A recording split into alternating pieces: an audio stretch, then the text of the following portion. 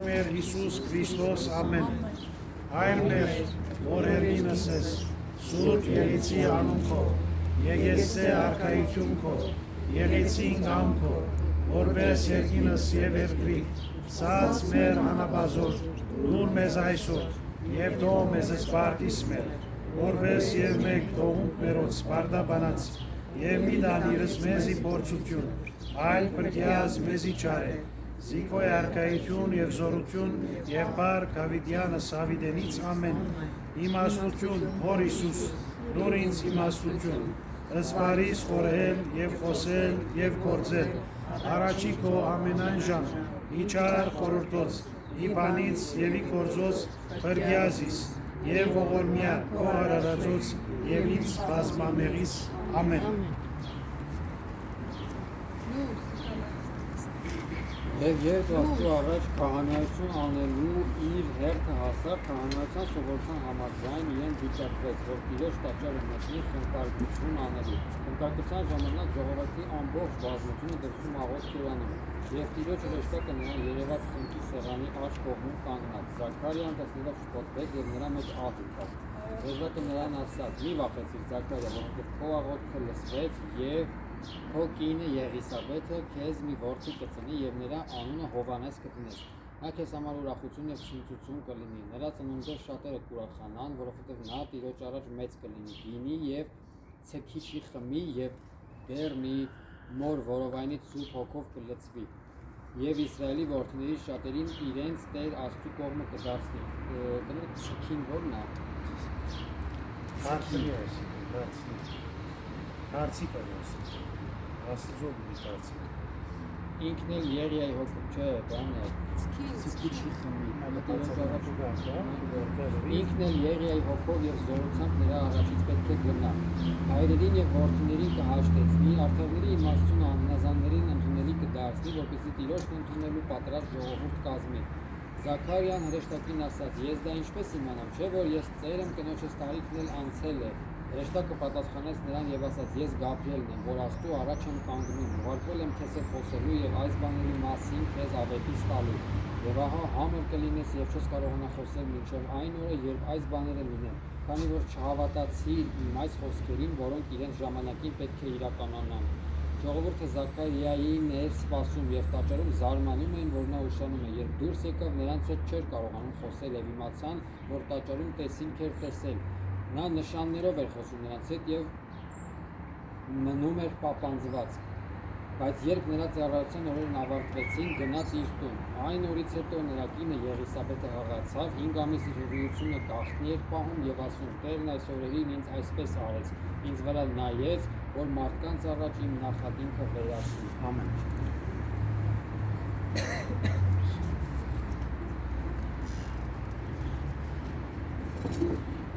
Ողջույն հարգելի եղբայրներ, քույրեր, Փառք Աստծո, այսօր եւս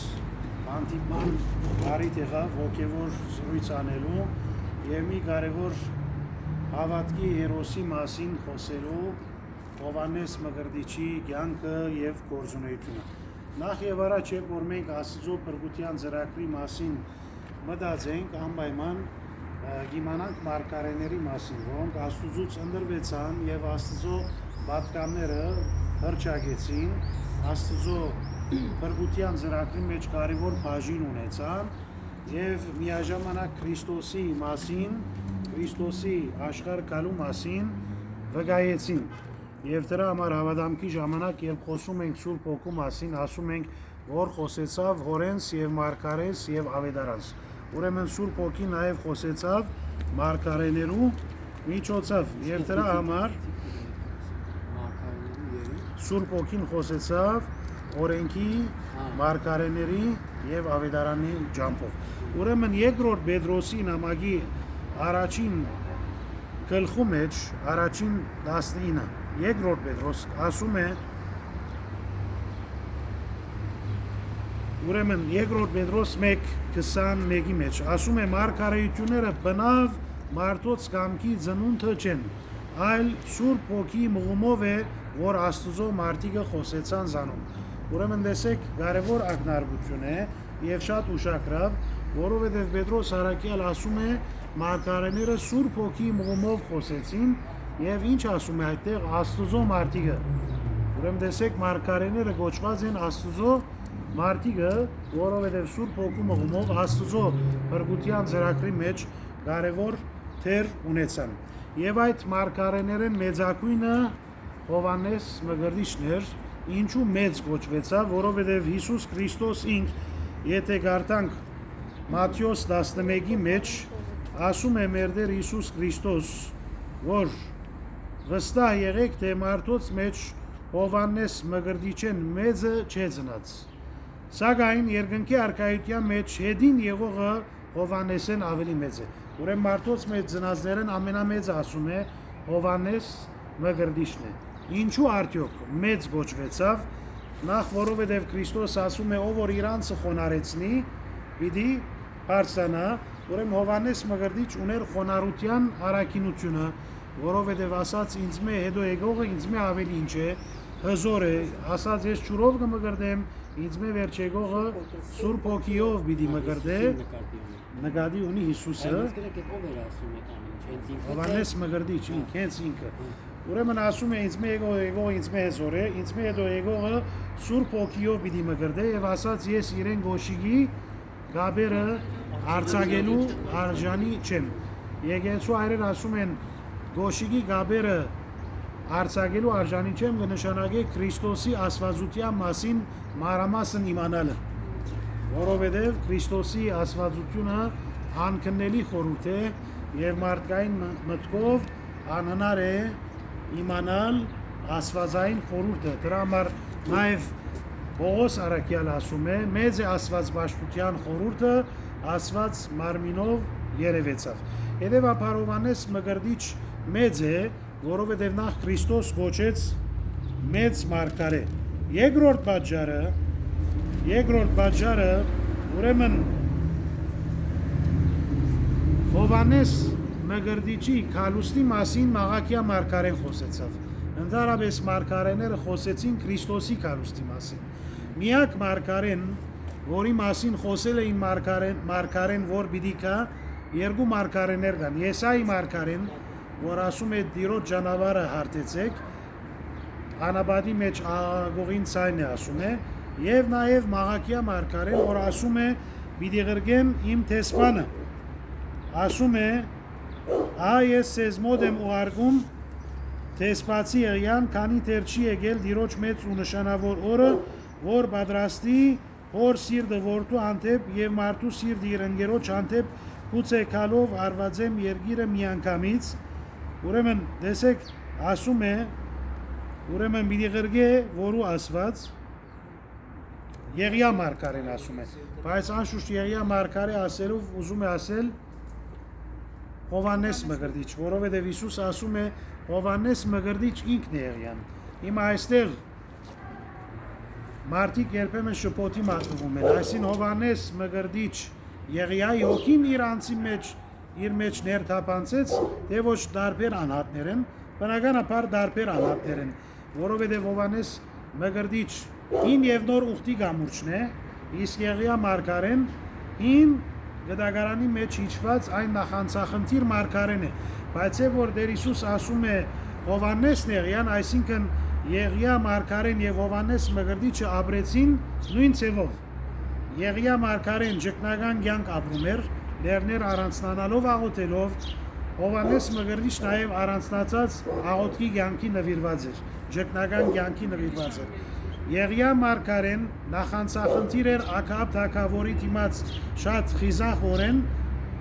այբանեց Մեհադրես թագավորի, որ բաշխում էր ճասվածները,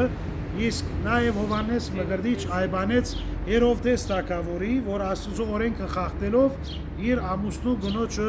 ուզում էր ամուսնանալ։ Ուրեմն նաև Հովհաննես Մկրտիչ մեղադրեց սադուկեցիներին, փարիսեցիներին, օրենքի ուսուցիչներին, որոնք երացել էին արդարության ուղիեն։ Նաև նույնիսկ իրենց հակված որգար նաև նույն ցևով էր։ Երկուքո ծոմապահություն բահում էին, երկուքը աշխարհի կյանքից հրաժարվել էին։ Մի խոսքով է որ Հիսուս ասում է Հովանես Մգրդիչ Եղիանիկն, այսինքն երկուսը նույն սկզբունքով ապրեցին, նույն հոգևոր սկզբունքներով, նույն նախանցախնդրությամբ, նույն բծախնդրությամբ, նույն խստաբանջ կյանքով, որովհետև Հովանես Մգրդիչն այլ չէր ապրած փափուկ կյանք, որովհետև ինք արդեն գանուխեն որտեղ ապրած էր, անաբատների, լեռների մեջ, հետևաբար փափուկ կյանք չէր ապրած, ծնողքի կուրկուրանքը չէր վայելած։ Նույնիսկ ավանդությունը ասում է, որ Հերովդես թագավոր է կորուզեց սպանել երեխաների, Պետղեմի երեխաների, այն ժամանակ ով գար նաև նորածինը Հովանես Մգրդիչը։ Լավ, ինչպես ազատվեց Հովանես Մգրդիչ։ Բայց ամբողջ Հրեաստանի մեջ տարածված էր Հովանեսի ծնունդի մասին, որովհետև Զաքարիան նշանավոր էր, չէ՞, հայրը քահանա էր, եւ երբ որ դաջարի մեջ բաբանցված դուրս եկավ, մարդիկ արդեն իմացան, որ ինչ որ աստվածային հայտնություն կար, եւ այդ լուրի մասին ամբողջ Հրեաստանը դեղյակ էր։ Որն ավանդությունը ասում է, որ երբ որ եկան Հերովդեսի ծառաները, որ սպանեն նորածին Հովանեսի, Հերովդես ասում է, որ ես հրեշտակից իմ երեխու ծննդյան ուրախ լուրը ստացա, սրբարանի մոտ խնգարկում էի, գնացեք այդտեղ հանցնում եմ իմ երեխուս։ Եվ երբ որ այդտեղ ուզում էր հանցնել Հովանեսի Մգրդիչի հայրը իր երեխայի, ավանդությունը ասում է հրեշտակը հափշտակում է այդ երեխու եւ տեղափոխում է անաբատ։ Ուրեմն այդ անաբադական կյանքի մեջ որ ապրեցավ Հովանես Մգրդիչ, ինք այդտեղ ուղագի Սուրբ Հոգիով առաջնորդված աղոթական եւ ճգնական կյանք ապրեցավ։ Աստծո նախախնամությունը, Աստծո գամքը, Տիրոջ հովանավորությունը, աղոթական կյանքը եւ մանավանդ կոչվեցավ Սուրբ, ասենք, քանի մը բաժարներ Հիսուս կոչեց մեծ, երկու Մաղաքիա մարգարե, Եսայի մարգարե իր մասին վկայեցին, երրորդ միակ մարգարեն էր, որ ոչ միայն Աստված ընտրած էր, երբ մորը որովայնի մեջ էր, այլ երբ մորը որովայնի մեջ էր, Սուրբ Հոգիով լցվեցավ։ Մենք լսում ենք երեխաներ, որ Աստված ընտրեց իրենց։ Երեմիա մարգարեն, Պողոս Արաքյալ խոսում է, որ նախքան իմ ծնվելը Աստծո ծրագիրն էր, որ ես ընտրվեմ եւ որպես լինեմ հեթանոսած Արաքյալ, կարոզելու ավետարանը, բայց միակ երեխան, որ Սուրբ Հոգիով լեցվեցավ մորը որովայնի մեջ, ինք Հովանես Մգրդիչն էր, որովհետև Եղիսաբեթ ասում է իմ երեխաս խաղաց իմ որովայնի մեջ։ Շարականի մեջ մենք ասում ենք որովայն երկրբախող Քրիստոսի։ Այսին ասում ենք, որ դու կոմորդ որովայնի մեջ եղած ժամանակ դու արդեն երկրբացկեցիր Քրիստոսի։ Շարականի բարերն են։ Իսկ Ղպտիներու Երջանկայիշադակ հոգևոր պետը Շնուդա 3-րդ պատրիարք ասում է, որ բոլոր մարգարեները իրենց կորզունեությանը սկսեցին իրենց ծնվելուց հետո, միակ անձը, որ կորզունեությանը սկսեց նախքան ծնվելը, երբ որովայնի մեջ էր մորը, Հովանես Մգրդիչն է։ Որն Հովանես Մգրդիչ իր կորզունեությանը սկսվեց, երբ իր մորը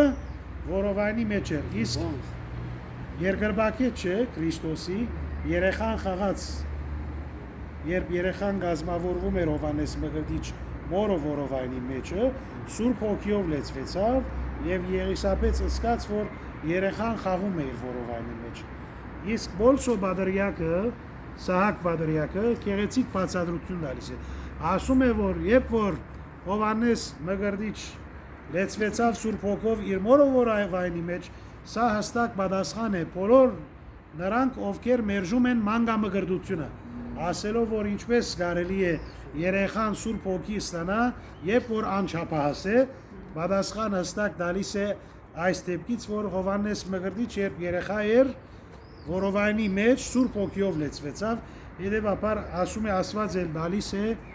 Սուրբ Հոգին բոլոր այն երեխաներին, որոնք մգրդվել են իրենց ծնողած հավատքի մղումով եւ գնքահոր հավատքի խոստովանությամբ։ Ուրեմն հիշենք ինչու մեծ էր Հովանես Մգրդիչ, Քրիստոս ասաց մեծ էր, որովհետև խոնար էր, երկու մարգարեներ իրեն մասին վկայեցին, երրորդ, որովհետև Քրիստոսի մգրդեց, չորրորդ միակ երեխան էր, որ Սուրբ Հոգով լեցվեցավ մորը որովայնի մեջ եղած ժամանակ դակավին։ Հետևաբար Հովանես Մգրդիչ քանի մը պատվանունը ստացած է, կոչված է հրեշտակ, գոչված է գարաբետ, նշանակում է ջամփա պատրաստող, գոչված է մեծ մարգարե, համաձայն Քրիստոսի խոսքին եւ նաեւ նոր ուխտի առաջին նահատակներ։ Մենք ասում ենք Ստեփանոս նախավգա, բայց նախքան այդ առաջին անձը նոր ուխտի մեջ որ կարդում ենք իր նահատակության մասին հանուն արդարության Հովանես Մկրտիչ ինքն էր։ Ուրեմն Հովանես Մկրտիչի կյանքի մասին երբ որ մենք գխորհրդացենք, կմտածենք, մենք ասում ենք նախ Հովանեսի քարոզությունը։ Հովանեսի Մկրտիչի քարոզության թեման ինչ էր։ Առաջին խոսքը ապաշխարեցեք, որովհետև երկնքի արքայությունը մոտեցած է։ Ով էր երկնքի արքայությունը? Քրիստոս։ Եվ որ ասում է երկնքի արքայությունը մոտեցած է, ուզում է ասել, որ Քրիստոս եկավ, հետևաբար ապաշխարությամբ դարձի եկեք Քրիստոսի։ Իսկ Հովանես Մկրտիչի կյանքի յուրահատկությունը ինչ էր իր գործունեության, ինչ յուրահատկություն ուներ։ Խիստ էր, շատ խիստ ոճով խոսեցավ։ Գացինը տրված է, ասում է, ձարին այն ձար, որ բդուղ չի դալիս, խլվում է եւ գրակ նետվում է։ Ասում է այն ձարը, որ բդուղ չդար, եւ հետո նաեւ խոսում է Քրիստոսի մասին։ Ասում է Քրիստոսի ես պետք է մկրտվեմ քեզանից, բայց Հիսուս ասում է թույլ տուր, որ հիմա Աստծո կամքը գադարվի։ Ուրեմն նույն Հովանեսը, որ խիստ էր, միաժամանակ ինչ էր, խոնար էր։ Հիմա երբեմն մարդիկ ասում են ինչպես կլինի մեկը, որ խստաբահանջ բծախնդիր է, միաժամանակ հեզ ու խոնար է։ Սա առաքինություն է, որ այս երկուքը միախառնվեն մի անձիմը նկարագրի հետ։ Եվ որ խնդիրը վերաբերվում է հոգևոր սկզբունքի, պետք է մեկը անզիջող լինի։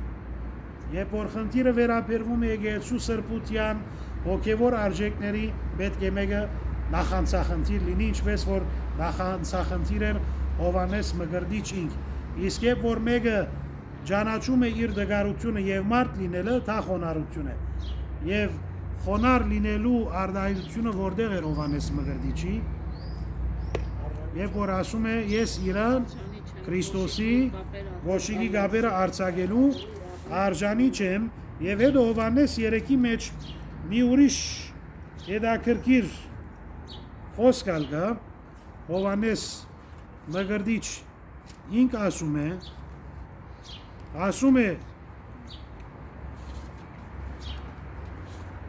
ասում է դուք ներկա եք, երբ ցեզիսի թե ես Քրիստոսը չեմ։ Հովանես Մկրտիչ բացայտ ասում է ես Քրիստոսը չեմ, այլ իրմե առաջ գրգվածը, ով որ հարց ունի, ան է պեսան։ Իսկ պեսային բարեկամը, որ մոտ կանգնած է, պեսային ցայնը լսելով մեծապես կուրախանա։ Ուրեմն Քրիստոսի բարեկամ ով էր այստեղ։ Հովանես, որովհետև ջամփա պատրաստեց ժողովրդին, նախապատրաստեց, որ ընդունին գալիք բրգիչը։ Նույն այն ուրախություն է, որ ունիմ եւ իմ ուրախությունը կատարյալ է։ Ասկի հետ իր հեղինակությունը պետք է զորանա, իսկ ես հրաբարագե պետք է քաշվիմ, հերանամ։ Տեսեք ինչ իմաստություն կա այս խոսքի մեջ, ասում է Քրիստոսի եղանակությունը պետք է մեծանա, իսկ ինք պետք է ինչ լինի, պետք է փոքրանա, պետք է հրաբարագից հերանա։ Ուրեմն այստեղ ցույց տալիս է մարդու ինչը Հովանես Մկրտիչի խոնարհությունը, գիտի իր ծառայության ինչը սահմանը։ Մենք երբեմն չենք գիտեր մեր սահմանը։ Չենք գիտեր մեր սահմանը։ Երբեմն կարծում ենք պետք է անենք ամեն ինչ։ Չնայած որ Հովանես Մկրտիչի գործունեությունը ինչ կաներ դեպողությունը մոտավոր ավես 6 ամիս է։ Պատկերացրեք, երբեմն մարդիկ ապրում են երկար դարիներ, բայց ոչ մի աստեցություն թողնում են, իսկ այստեղ Հովանես Մկրտիչ ընդամենը 6 ամսվա մեջ ապաշխարություն քարոզում է, Քրիստոսի մասին վկայում է, Սադուկեցիների, Փարիսեցիների սխալ ընթացքի համար մեղադրում է, խիստ ոճով այբանում է եւ ժողովրդի նախապատրաստում է, որ Քրիստոսի ընդունեն եւ ինք այստեղ հեզությամբ ասում է, որ պետք է ինչ անեմ ես, հրաբարագից պետք է երանամ եւ իմ հեղինակությունը պետք է կամաց փոքրանա։ Երանի այն մարդուն, որ գիտի իր գործունեության սահմանակիցը։ ամեն ինչ ասում ենք չափ ու սահման կա, չէ, չափավորության օրենք կա, խոհեմ մարդը, իմաստուն մարդը գիտի իր ինչը, իր չափավորությունը, իր գործունեության սահմանը մինչև ուր է։ Դրա համար Պետրոս եւ Պողոս Արաքյալ, երբ որ իրարու հետ խոսում էին, ինչ ասաց Պողոս Արաքյալ Պետրոսի, որ դու կնա քարոզիր եբրայեցիներին եւ ես քարոզեմ հեթանոսներին։ Այսին ամեն մարդ իր ծառայության սահմանակիցը իմացավ։ Նաեւ ինչ ասում է Պողոս Արաքյալ, ես ցանում եմ, Պողոս ճրում է, ասված աջեցնում է։ Ուրեմն ինք գիտի իր ծառայության չափը, ոչ չի բարձրանում մեծամտորեն, այլ խոնարհապար գիտի, թե մինչև որտեղ պետք է ինք շարունակե իր ծառայությունը։ Երբեմն մենք եթե մի քիչ ծառայության մեջ բոլորս որ ունենք որոշ փորձառություն, եթե նորը կա, կարծում ենք այդ նորը պետք է դիդողի դերակատարը լա եւ փորձում ենք մենք անել ամեն ինչ, բայց պետք է նաեւ այդ անփորձի կամ նորաթարց հավատացյալի պետք է ինչ անենք,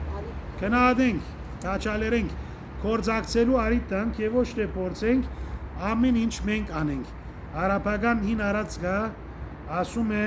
եթե խոհարարները շատ են, ջաշը գլիմի անհամ։ Որովհետև եթե մեկ ջաշ կա եւ քանի խոհարար կա, ամեն մեկ խոհարար ինչ պիտի նե ամեն մեկը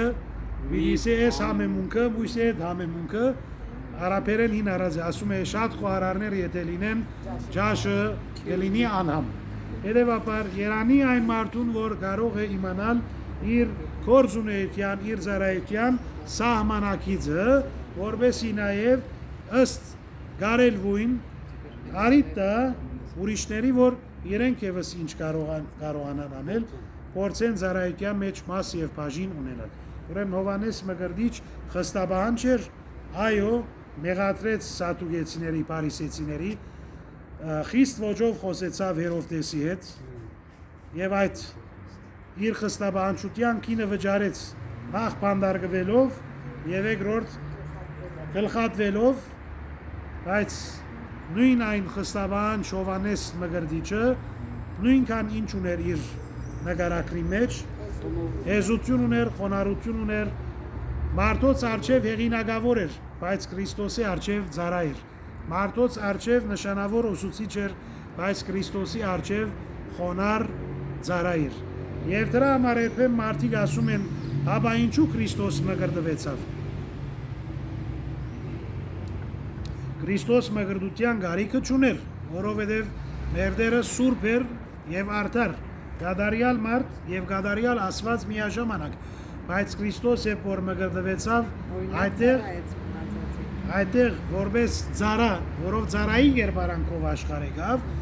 եւ այդտեղ ներկայանում էր որպես խոնար ծառա, դրա համար օրինակ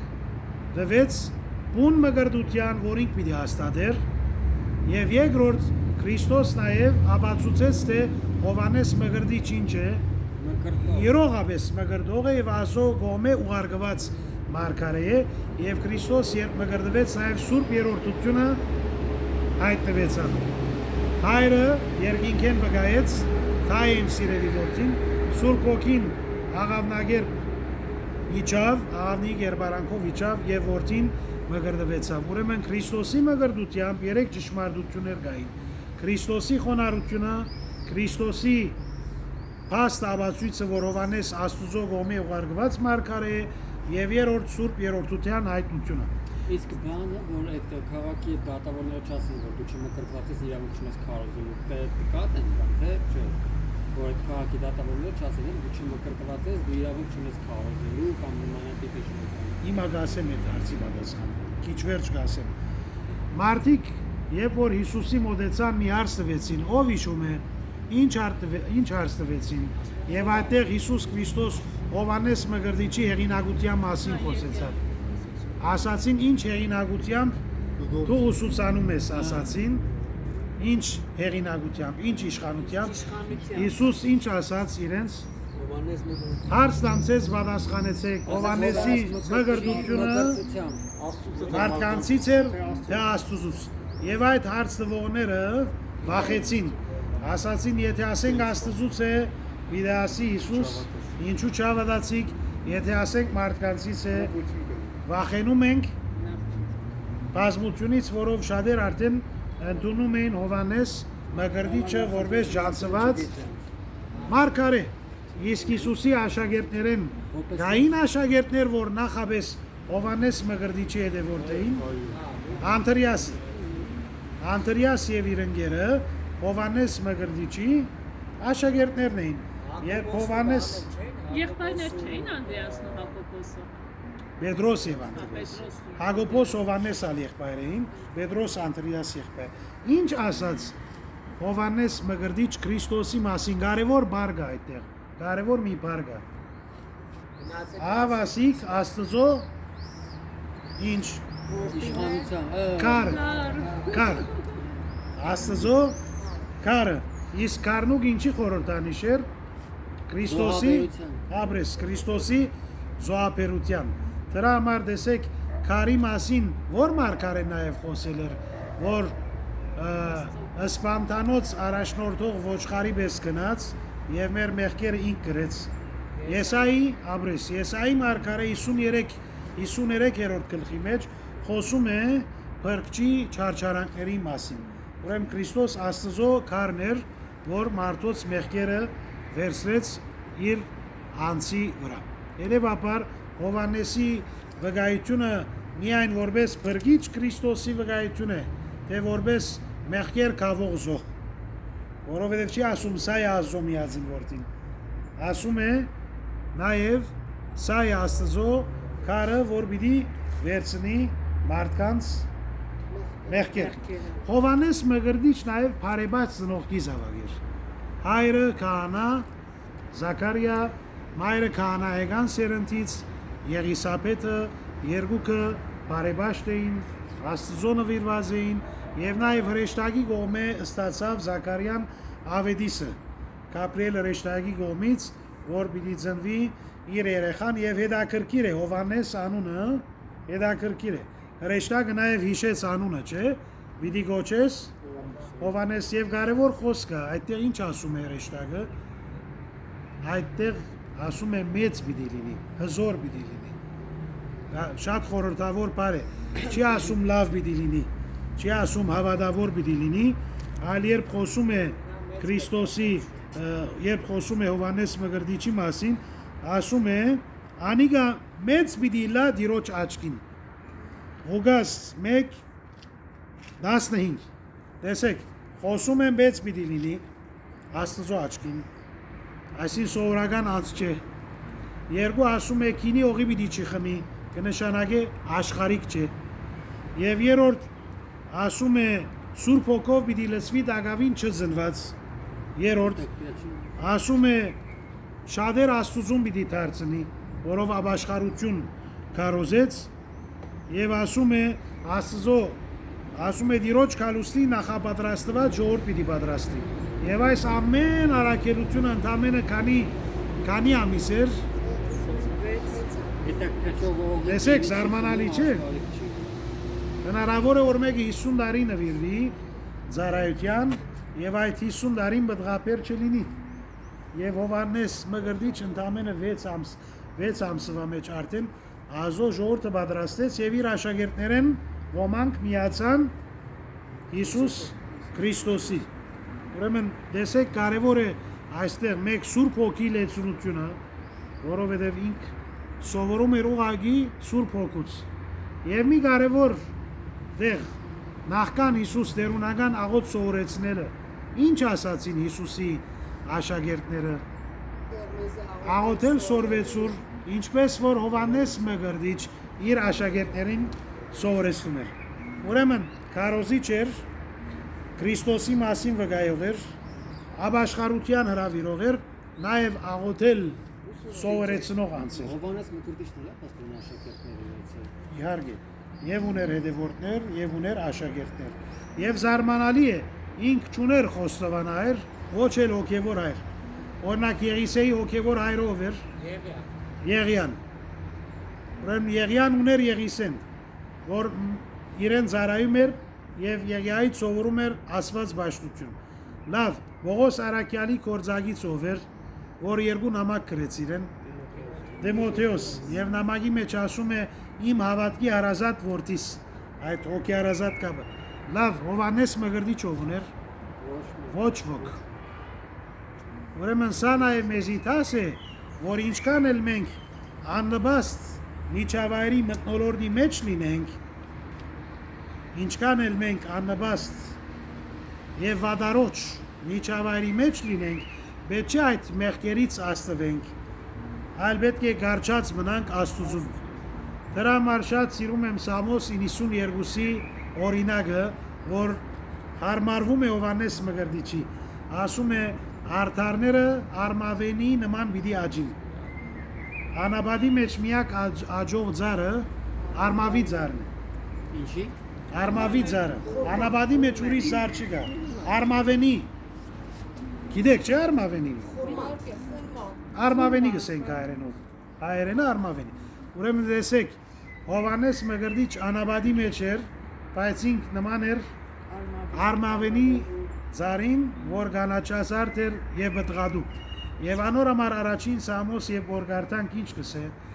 անիկա ճուրի ջամփաները դնգված ձարի պես պիտի լա, որ իր ժամանակին բդուղը պիտի դա։ Դրա համար Հովանես Մկրտիչ երբ որ քարոզում էր, նաեւ ինչ ասում էր, Ղուկաս 3:8 եւ Մատթեոս 3:8 Աբաշխարության արժանի բդուղներ արարեք։ Ինչ ասում է աբաշխարության արժանի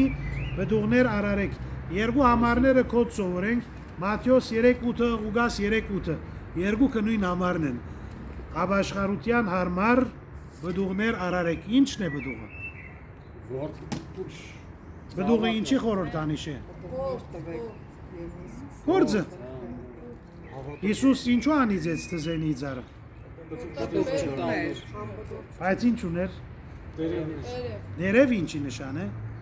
Ցևաբաշտության արդակին երևույթի։ Պողոս Արաքյալ ասում է, երևութաբես ասվածաբաշտ են անոնք, բայց խորքի մեջ չեն հավատում ասվածբաշտության զորության։ Մի ուրիշ օրինակ կա, ասում է, հովեն քշված ամբեր, որոնք անձրև չեն բերել։ Ամպ կա, բայց անձրև չկա։ Ձար կա, բայց բդուղ չկա։ Հավատ կա, բայց կյանքի վկայություն չկա։ Հետևաբար գտեսնեք, որ Հիսուս երբ թզենի ձարը անիծեց, իրականության մեջ Քրիստոս ցույց տալիս է, որ խստիվ մերժելի եւ դադարելի է հավատքի կյանքը առանց ինչի։ Առանց կորձերի։ Հայտնության գիրքի 14-13-ի մեջ գա կորձերի վերաբերյալ կարևոր ակնարկությունը, տեսեք ինչ ասում է, Հայտնություն 14-13-ի մեջ ասում է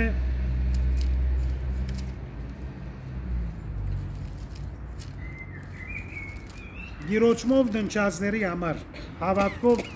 ապրող դնչեցյանների, որոնք հավատքով ապրել էին, ասում է, այո հոգին ասում է, որ իրենք դկնությունից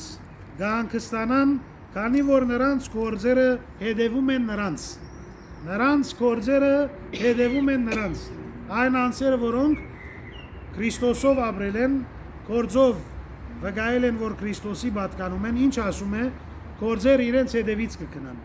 Երբեմն մարդիկ ասում են, մարդ բան չի դանիր իր հետ այս աշխարհի մեջ։ Կդանի իր գործերը, որպեսզի լեցուն ափերով ներկայանա Աստծո, որ նաև ցույց տա Տիրոջ, որ այդ հավատքի գայծը վերածվել է գրագի, այդ հավատքի հունդը աճել է, վերածվել է ձարի, այդ հավատքի ցայնը ունեցել է արձագանք։ Ուրեմն տեսեք, Հովանես Մկրտիչ խոսում է բդուղի մասին, ասում է աբաշխարության արժանի բդուղներ արարեք։ Աբաշխարության արժանի բդուղներ արարեք։ Որու խոսում է Հովանես Մկրտիչ, մեզի խոսում է, բոլորիս խոսում է, որ մեր յանքի ընթացքը լինի մեր գոչումին համապատասխան։ Գա կարևոր համարը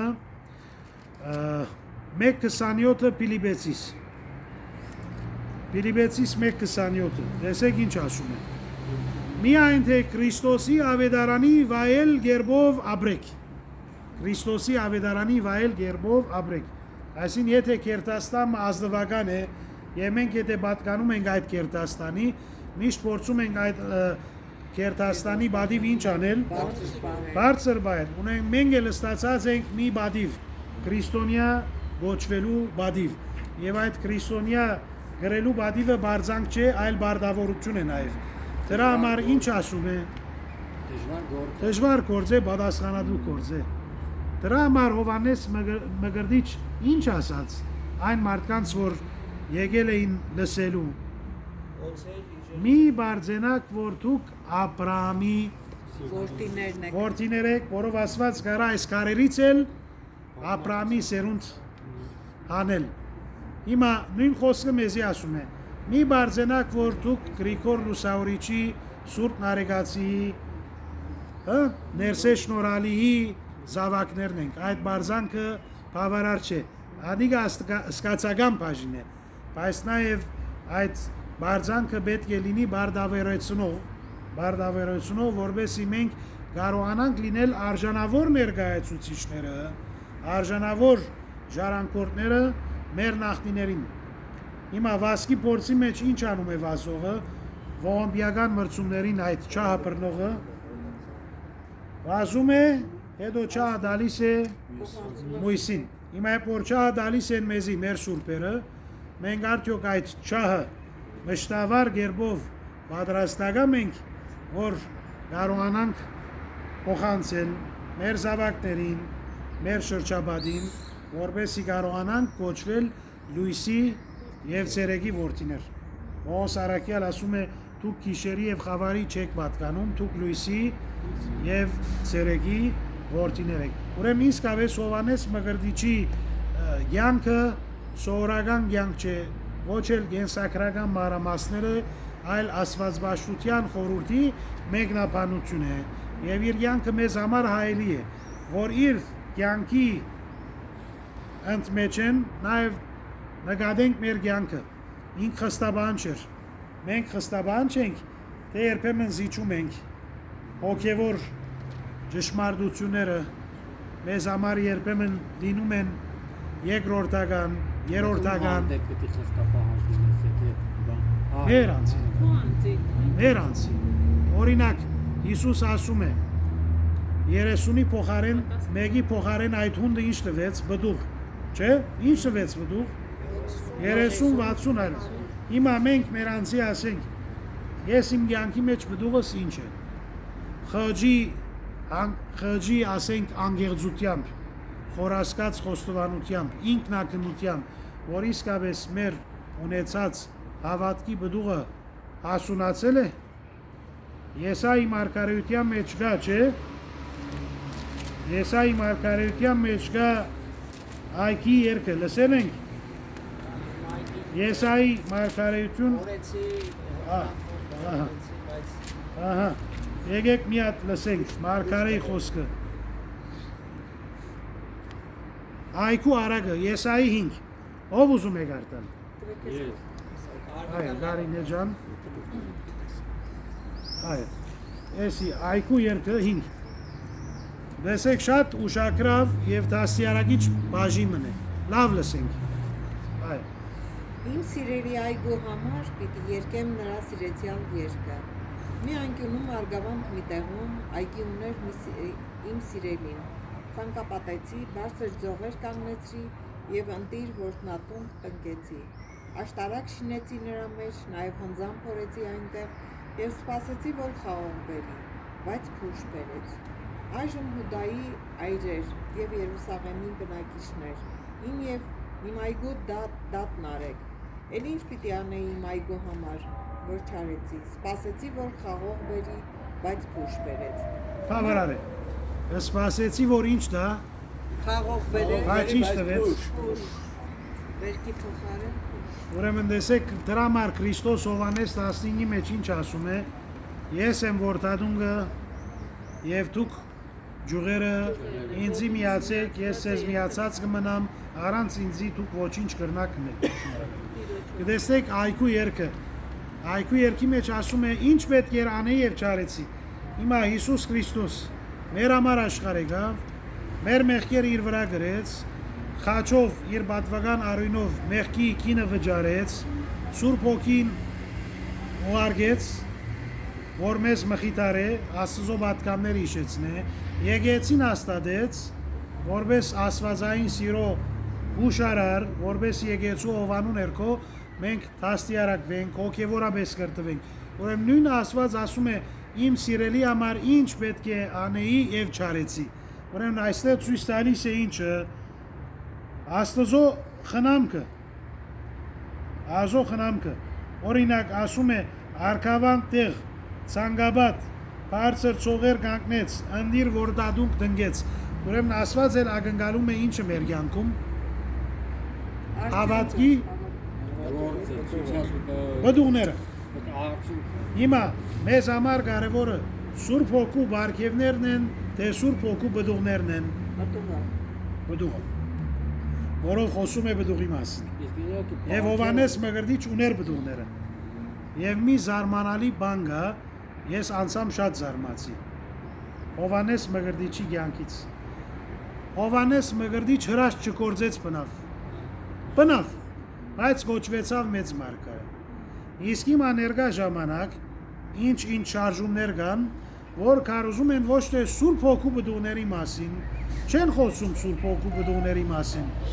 ընդհանրապես խոսում են Սուրբ Հոգու բարգևների մասին։ Բարգևը Աստված ինքն տալիս է իր կամքի համաձայն հոգևոր շինության համար, հավատքի դարացման եւ եկեղեցու բարգավաճման համար։ Բայց ամեն հավատացյալ իր համար անհետացիկելի բանջք է, որ իր կյանքում ինչ ունենա Սուրբ Հոգու բդուղները։ Սուրբ Հոգու բդուղները Հովանես Մկրտիչ հրաշագործ զորություն չուներ, բայց աստեցիկ անձեր։ Շնորհիվ իր հավատքի, հծախնդրության, խոնարհության, մի խոսքով ուներ իր կյանքում Սուրբ Հոգու բդուղները։ Ուզում եմ կարդալ Գաղատացի 5-ի մեջ հիշված բդուղների մասին, երբ որ Արաքյալը ինք հիշում է Հոգու բդուղի մասին, ասում է. Հոգու բդուղն այս է՝ սեր, ուրախություն, խաղաղություն, ամփերադարություն, քաղցրություն, փարություն, հավատ, հեզություն, ժուժգալություն։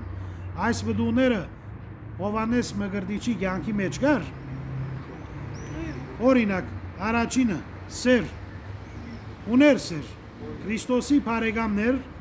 եւ իր առաքելությունը կատարեց։ Ուրախությունը ասում է չէ, ով որ ունի հարսը նա է փեսան եւ ես ուրախանում եմ երբ որ փեսան ունենա հարսը։ Խաղաղություն կարոզեց ապաշխարություն եւ ապաշխարությունը խաղաղություն է։ Իհարկե։ Դա ի՞նչն է, որ ինքը որպես երրորդ անձ նայում է, որ փեսավը հարս իրար հետ։ Ինք որպես բարեկամը փեսային ուրախանում է որ փեսան ունի հարսը։ Ամուսնություն նկատի ունի։ Չէ, Քրիստոս եւ եկեղեցի գաբը, որ հոգևոր հարսը եկեղեցին է, երկնքի փեսան Քրիստոսն է։ Իսկ իրան նկատի ունի փեսա ասելու։ Փեսան նկատի ունի Հիսուսի։ Իսկ ինք փեսայի բարեկամն է։ Իսկ հարսը եկեղեցին է։ Եկեղեցին փեսան ով է։ Փեսան Հիսուս Քրիստոսի է։ Այսինքն ինքն իր մասին է խոսում։ Հովանես Մկրտիչ խոսում է Քրիստոսի մասին, որպես վկայող։ Ուրեմն նաև համբերություն, քաղցրություն, բարություն, հեզություն եւ նաև ժուժգալություն։ Իր ժուժգալությունը որտեղ էր։ Անապատում։ Ճգնական կյանքի նվիրված։ Նույնիսկ կարանք ասել, որ նոր ուխտի մեջ ճգնական կյանքի սկզբնավորությունը մենք տեսնում ենք Հովանես Մկրտիչի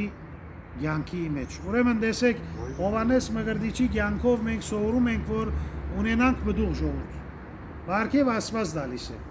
Հնարավոր է, որ բարգև ունենանք, բայց այդ բարգևը պատճառ լինի, որ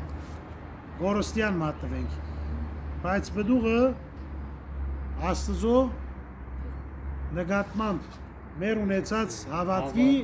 բարերար արդյունքն է։ Դրա համար Սուրբերը մին ասում է, եթե ունես շատ բարգևներ, բայց դու չունես խոնարհություն, ասում է խնդրիր Աստծուց, որ բոլոր բարգևները քեզանից վերցնի եւ դրա փոխարեն դա խոնարհություն։ Եվ երկրորդ ասում է մի սուրբը բոլոր բարգևները մարդու առաջնորդում են մինչև դրախտի թուր, բայց խոնարհություն է որ ձեզում է դրախտի թուրը։ Դրախտի թուրը թագողը խոնարհություն է։ Եվ դրա համար կա մի ուրիշ արած, որ գաբունի այսօր եթե քանի խոսում ենք Հովհաննես Մկրտիչի կյանքի մասին, Հովհաննես Մկրտիչ վախենում էր մարդկանցից, վախենում էր Աստված վախություն։ Ասում է Պետրոս Արաքյալ, Աստված վախությամբ ապրեցեք ձեր բանտուտության դարիները։ Հիմա անգերձորեն խոսենք, մենք վախենում ենք Աստուծուց թե մարդկանցից։ Քանի շատ մարդոց հաշիվն ենք անում, ես անցի մասիս ինչ խոսեց, ես մարդի մասիս ինչ մտածեց, ես անցի հետ եթե մենք ունենք ինչ որ ուրիշ նպատակներ, փորձում ենք երբեմն զիջել, երբեմն հոգևոր սկզբունքներից հրաժարվել, որ լինենք մարդահաճո, ոչ Աստվածահաճո։ Ուրեմն ընդհանրապես մարդիկ վախենում են մարդկանցից, իսկ Հովհաննես Մկրտիչ խիզախ կարուզիչ էր։ Դրա համար արածը ասում է, չեմ վախենում Աստուծուց, որովհետև մարդացավ, վախենում եմ մարդկանցից, որովհետև Աստվածանում են։ Այսինքն մարդիկ, որովհետև մեծամիտ են, որովհետև եսա գետրոն են, եւ որովհետև միայն իրենց անձի մասին մտածում են, միշտ փորձում են իրենց անձ ուրիշի վրա բարդատրել, մենք մոռանալ, եսը նախընտրել, հավաքական օգուտը մոռանալ եւ միշտ անձի օգուտը առաջնահերթ նկատել։ Եվ երբ որ այդպես կլինի արդեն սերը բացակայում է կյանքից, որով սերը մենքն է, սերը ապրել է ուրիշի համար, սերը բաժնեկցին է, սերը գարեքսանքն է, մի խոսքով սերը Քրիստոսի նկարագիրը ունենալն է, որովհետև Արաքյալ ասում է Քրիստոսի նկարագիրը ձեր վրա արեք։ Մենք ունեցած ենք սուրբը ոչված է Աստվածազգյաց։ Լսած եք Աբրես Ինգնատիոս Աստվածազգյաց, Աստված իր վրա հագնող, Աստվածազգյաց, այսինքն Աստված իր վրա հագնող։ Ուրեմն այո, Ինգնատիոս Անդիոքացի սուրբը եւ մեր սուրբեր իրենք նաեւ Բերջախոս օրինակներ են Քրիստոսանման ապրելակերպի, որոնք հետևեցին սրբերի օրինակի։ Պողոս Արաքյալ ինչ ասում է առաջին Կորինթացիս 11:1 ինձի նմանեցեք ինչպես ես Քրիստոսի։ Զարմանալի է, չէ՞։ Ուղղակի չի ասում Քրիստոսի նմանեցեք։ Առաջին Կորինթացիս 11:1 ասում է նմանվեք ինձ ինչպես ես Քրիստոսին։ Հետաքրքիր է։ Նմանվեք ինձ, ինչպես ես Քրիստոսին։ Սուրբերը ասում են նմանվեք մեզ, ինչպես մենք Քրիստոսի։ Դրա համար մենք ունենք սրբերի դոն, չէ՞։ Եվ իդեպ դարվա առաջին սուրբը, որ դոնում ենք սրբի դոնը, Հովհաննես Մկրտիչի դոնն է։ Առաջին դոնը, չէ՞։ Քրիստոսի ծննդյան դոնը դոնում ենք 8 օր, հետո ամիջապես Հովհաննես Մկրտիչի դոնն է որպես մեծակույն մարգարե։ Հետևաբար Հովհաննես Մկրտիչի կյանքը իսկապես մեր առջև բաց գիրքի պես բարձում է մեր աչքերի առաջ աստվածպաշտության կյանքը, խորհուրդը եւ ինք նաեւ հանուն արդարության հոգեվոր սկզբունքների նաեւ իր կյանքի վաղճանը ինչ էր այո գլխատվեցավ չէ այո Հերովդեսի հրամանով ուրեմն այս մասին նաև կդեղեկանանք Մատթեոսի ավետարանի 14-րդ գլխի մեջ ուրեմն ինչ ասում է երբ որ ուզում էր Հերովդես ամուսնանալ իր եղբորը գնոջ հետ որ թեր ողջ էր ինչ ասում է որ Հերովդես սերբակալեր էր Հովհաննեսի նրան գաբել ու փանդարգել իր եղբոր Փիլիպոսի գնոջ Հերովդիայի պատճառով քանի Հովհաննես Հերովդեսի ասում էր քեզ չի թույլատրվում նրան գնության առնել հիմա եկեղեցու այրեր ասում են քեզ չի թույլատրվում այս խոսքը միշտ հնչում է ամեն անգամ մեղք գործենք։ Ամեն անգամ երբ մեղք գործենք, պետք է հիշենք Հովհաննես Մկրտիչի այս խոսքը։ Քեզ չի թույլատրվում, որովհետեւ մեր խիճը արթնանա, հոգևորապես հստապվենք, որովհետեւ կարողանանք մեջտաբես մեղքը մերժել եւ արդարությունը սիրել, որովհետեւ մեղքը երբ ադում ենք, երբ մերժում ենք, Քրիստոսի նկատմամբ մեր սերը կլինի անխարդախ, անգեց, հոգի առազատ։ Ուրեմն այս բառը շատ կարևոր է։ Եկեք երկու բառ սովորենք կոնե Հովհաննես Մկրտիչի պատգամներից։ Առաջինը ապաշխարության արժանի բդուղներ արարեք, որտեղ հիշվել է Մատթեոս 3:8, Ղուկաս 3:8։ Նույն գլուխը նույն համարն է։ Ապաշխարության արժանի բդուղներ արարեք եւ Մատթեոս 14:4-ի մեջ քեզ չի թույլատրվում։ Ուրեմն ինք ասում է Հերովտեսի եւ այս խոսքը իր ինչ կեցվածն է։ Քիստ կեցվածն է։ Չի խոսում սովորական մարդու հետ, թագավորի։ Եվ սա ցույց տալիս է նաեւ եկեղեցվո ինչը։ Եկեղեցվո իշխանությունը, որովհետեւ եկեղեցին Քրիստոսի խորհրդավոր մարմինն է եղի վրա եւ եկեղեցին նաեւ մեզ հրավիրում է ապաշխարության, որպես կուրկուրոտ մայր, որպես երկնքի տեսմանադուն երկրի վրա, եկեղեցին ալ մեզ ասում է, քեզ չի թույլատրվում բոլոր այն մարդկանց, որոնք մերժում են հոգևոր ճշմարտությունները,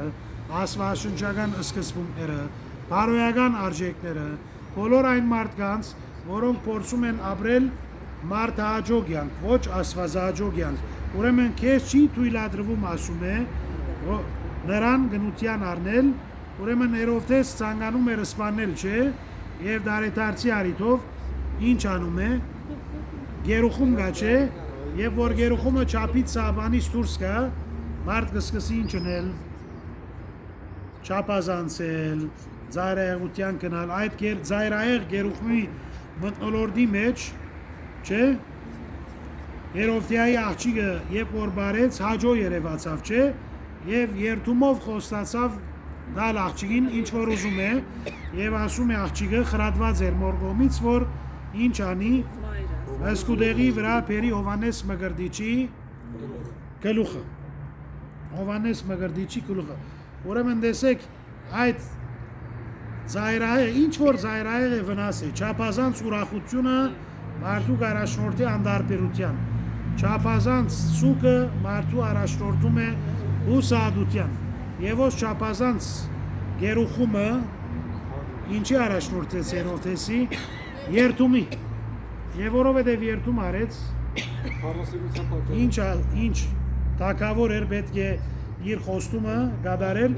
առաջին մեղքի երթումն էր, երկրորդ մեղքը, որ արդարիմը արյան հեղման բաժար եղավ։ Ցեզի ասել եմ մի առիթով, չէ՞, բարեկամ ունիմ ասում է դեր այր մարդ երկու առիթով պետք է ուշադրություն անի իր արդայդության, ասում է բարգացած ժամանակ արդասանած խոսքից, երկու ուրախ եղած ժամանակ տված խոստումից։ Երկուքը շատ վտանգավոր են եւ հավանաբար մարդու առաջնորդեն շատ ուրիշ մեծ մեղքերի։ Ավանդությունը ասում է, որ Հովհաննես Մկրտիչի գլուխը խոսել էր։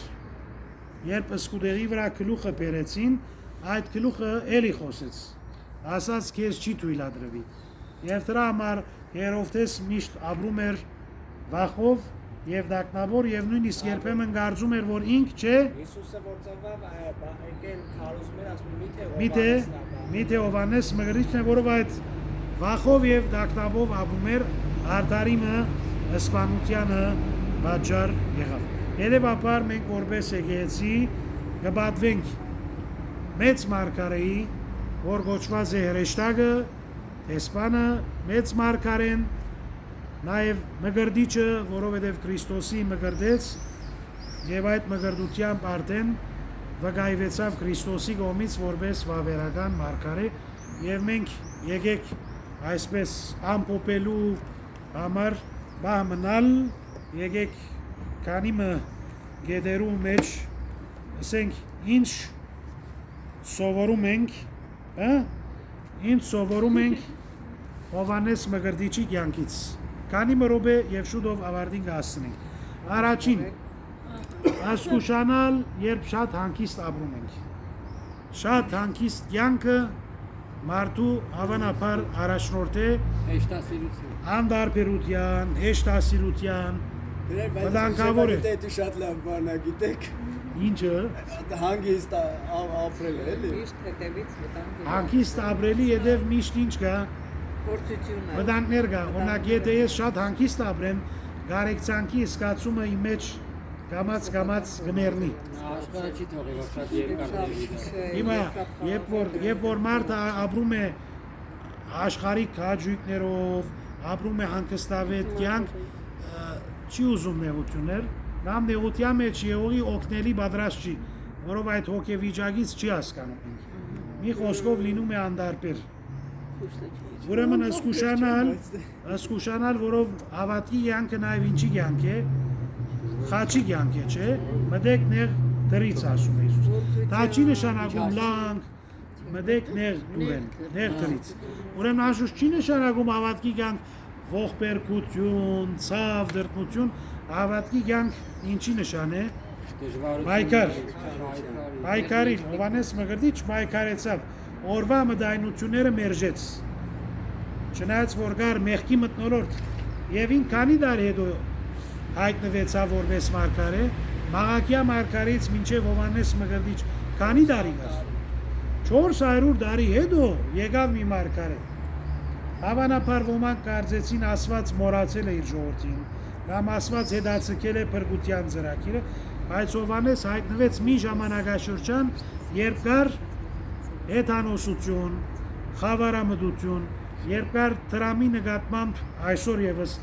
դրամի նկատմամբ դարօրինակ կապվածություն։ Ուրեմն մեկ զգուշանալ զայրահեղ անկիստ կյանքից, երկու կյանքի մեջ նպատակ ունենալ։ Հովանես Մկրտիչ մարգարեի կյանքի մեջ ինչ կար։ Նպատակը ինչ էր։ Մկրտել Ապաշխարություն կարոզել,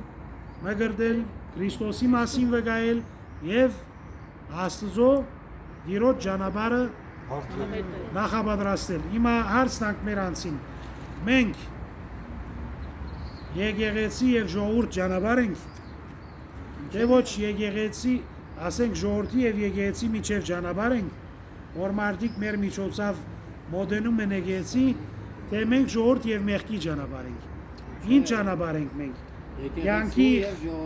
Կյանքի խաչմերուկների մեջ մենք ինչ ճանապարհ ենք։ Ժողովուրդ եկեղեցի, թե ժողովուրդ եւ մեղք։ Սա մեր անցին հարցանք եւ այդ նշանները մեկը ինչ է, որ եթե մենք իրողապես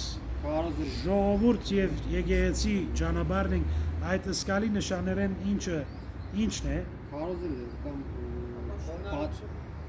Հովանեսի խոսքը Մկրտիչի քեզ չի թույլատրվում։ Երբ որ ես իմ անձից ասեմ, քեզ չի թույլատրվում մեղ գործես, արդար կյանքի ցկտումը ինքնին լսելի կարոզ է։ Արդար կյանքի ցկտումը ինքնին կարոզ է։ Եվ Քրիստոսի ճշմարիտ հետևողը շրջող սրբապատկեր է։ Քրիստոսի հետևողը երկու տեսակ սրբապատկեր կա։ Մեկը բադի վրա գախված եկեղեցին մույսը մենք։ Եթե մենք արդար կյանք ապրելու ցկտում ունենք, մենք էլ կարող ենք լինել շրջող սրբապատկեր, որ ժողովուրդը մեզ նայելով հիշի այնինչ որ Աստվածաճո է, բարի է, երկնային է, հոգևոր է։ Ուրեմն երկրորդ կետը կարևոր է ունենալ նպատակ։ Երբ որ կյանքում ունես նպատակ, զգում ես համոտ կա կյանքիդ մեջ։ Իսկ աննպատակ կյանքը բադահականություն է։ Դրա համար Փանաստեզին խոսքը շատ ահավոր է, արևմտայերեն մի արտահայտվիմ ահավոր է։ Ինչ կսե Փանաստեզը, ասում է գանք մի առներ սրաթրիչ եւ երիվար նպատակը ստգարություն չի ճանչնար։ Որքան մենք լուրջ ենք մեր նպատակի մեջ, որքան ավելի հաստատ ենք մեր հավատքի մեջ։ Ուրեմն նպատակի լրջությունը հավատքի մեջ հաստատ մնալու հետ կապ ունի։ Եթե ես նպատակի մեջ լուրջ չեմ, նշանակի նաև հավատքիս մեջ թույլ եմ։ թերացել եմ, անդարբերեմ։ Այս երկու գետերու մասին ուզեցի խոսիլ եւ անդրադառնալ եւ այսպիսով ավարտին հասցնել մեր հոգեվոր զրույցը մեծ մարգարե Հովանես Մղրդիչի կյանքը օրինակ լինի մեզի համար, որ մենք էլ ունենանք ցկտումը սրբությամբ, արդարությամբ ապրելու եւ Քրիստոսի մասին վկայելու մեր ապրելացեվով մեծ մարգարե Հովանես Մղրդիչի օրհնությունը եւ բարեխոսությունը մեր հետ լինի ամեն։ Ամեն։